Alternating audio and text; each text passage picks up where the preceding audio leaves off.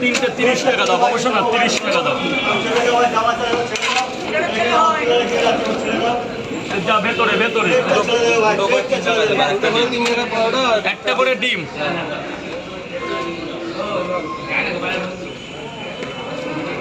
এ কাকা জলটা ভরে দাও।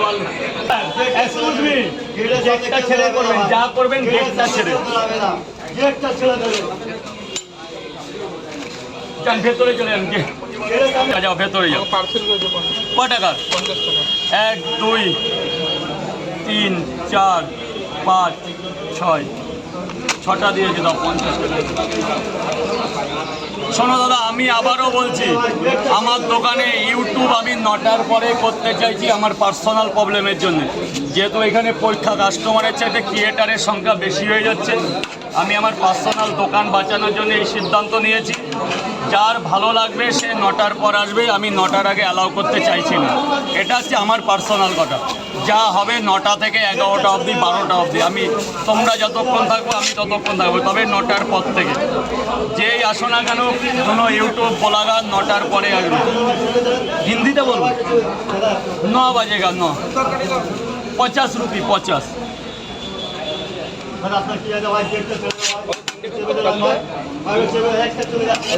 তিনটে 30 টাকা, ডিম দিলে 40 টাকা, দুটো ডিম দিলে 50 টাকা।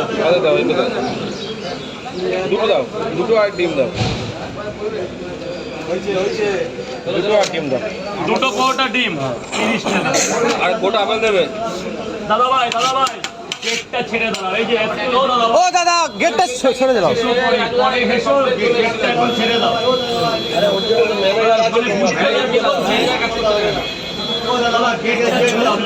গেটটা ছেড়ে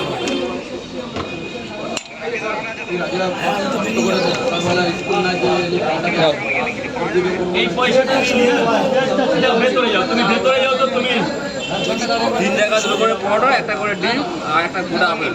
কি খেয়েছো না খাবে? লাইন আসে খেতে দাদা গেটটা ছেড়ে দাও। একদম ক্লিয়ার, একদম ক্লিয়ার। কেমন হয়েছে? এই জায়গাটা হচ্ছে হসপিটাল হলে আমার প্রবলেম এসে যাবে দোকানে। তাই প্লিজ যে যার মতো নিয়ম মেনে চলো। আর ব্লগারদের আমি হাত জোর করে অনুরোধ করছি, তোমরা 9টার পর আসবে, 9টার আগে টাইম দেওয়া যাবে না। ঠিক আছে, দাও দাদা।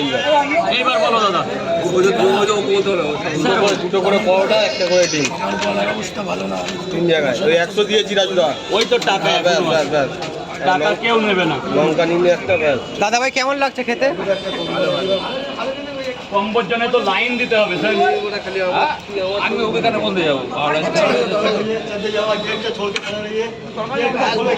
দেখি দাঁড়া, ওদের আগে দিয়ে